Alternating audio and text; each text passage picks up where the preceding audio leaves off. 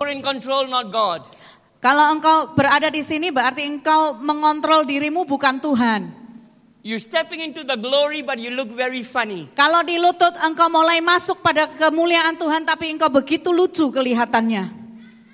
You look even worse. Kalau di pinggang bahkan lebih aneh lagi. But when it's here, you are no more in control. Tapi kalau sudah di sini engkau tidak lagi mengendalikan dirimu. Listen to this. Dengarkan baik hal ini. Now the glory touches your heart. Sekarang ini kemuliaan sedang menjamah hatimu. Menjamah hatimu.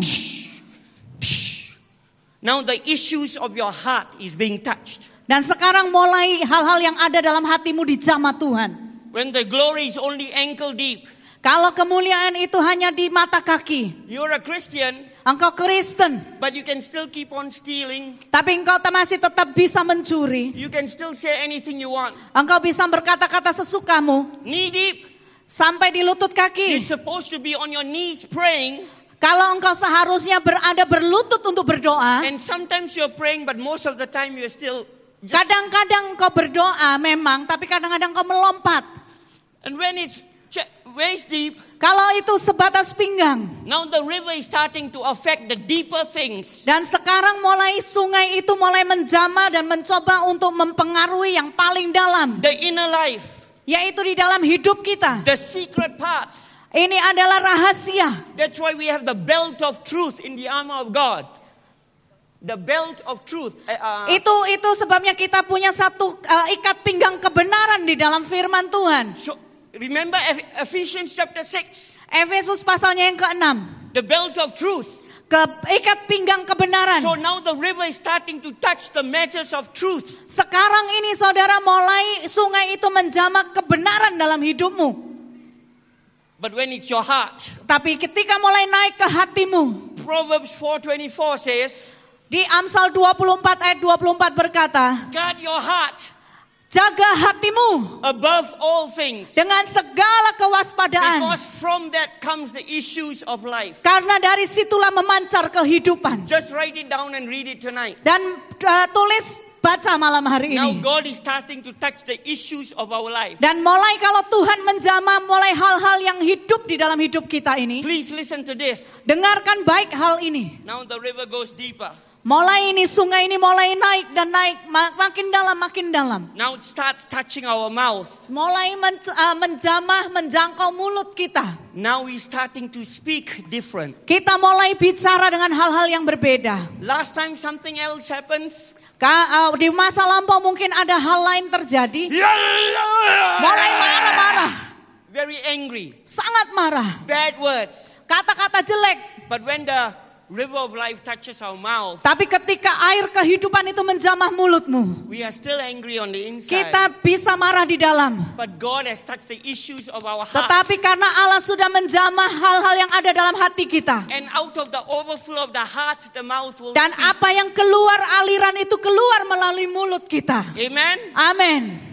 Matthew chapter 12. Matius pasalnya ke-12. You can read that yourself. Saudara baca di rumah sendiri. Now our mouth, our words are different. Sekarang ucapan-ucapan kita ini berbeda. Listen to this. Dengarkan ini. Now it comes up.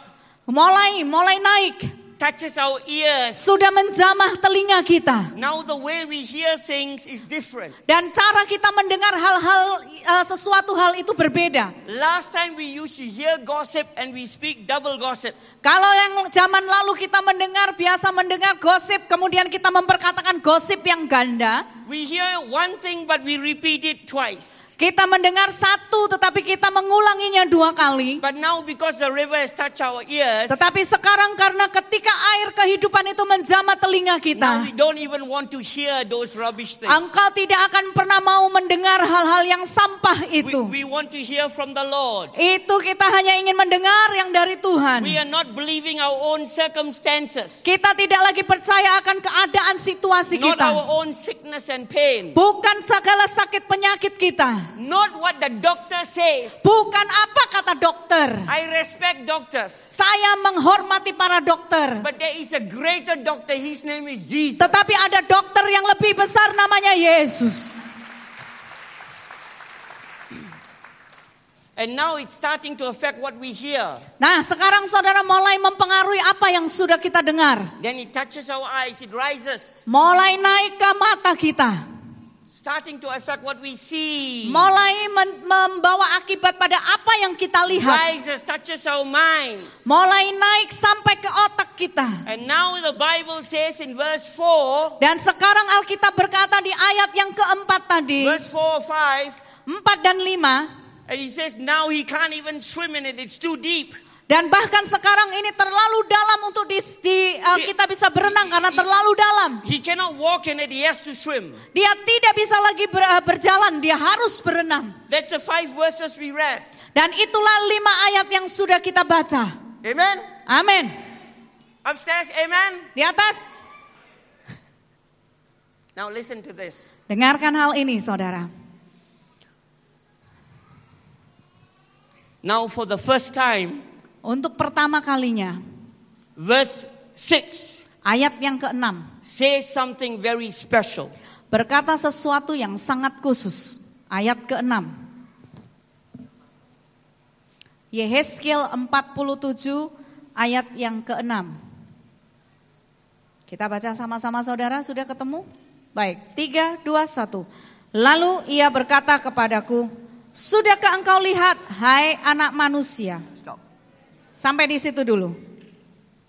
One more time, just that bit. Sekali lagi, sampai di situ saja saudara. 3, 2, 1. Lalu ia berkata kepadaku, sudahkah engkau lihat, hai anak manusia? How many people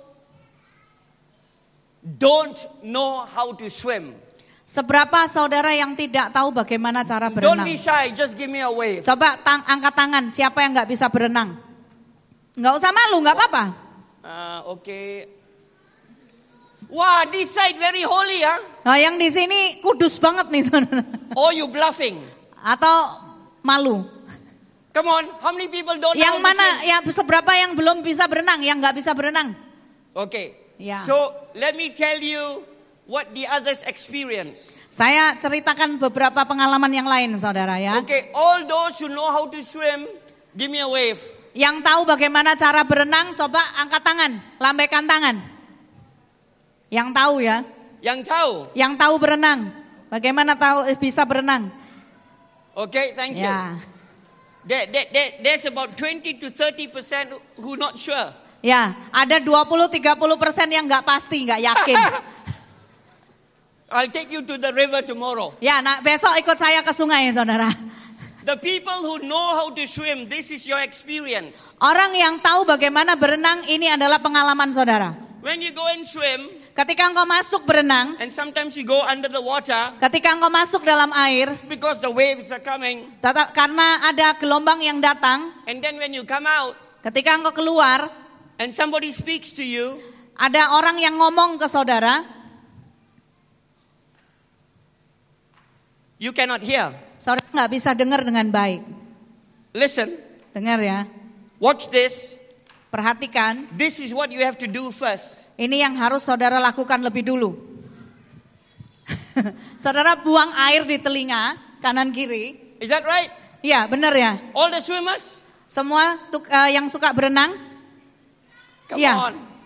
If it's right, say yes. If it's no, say tidak. Ya, bilang ya atau enggak gitu loh Is that saudara. right? Iya.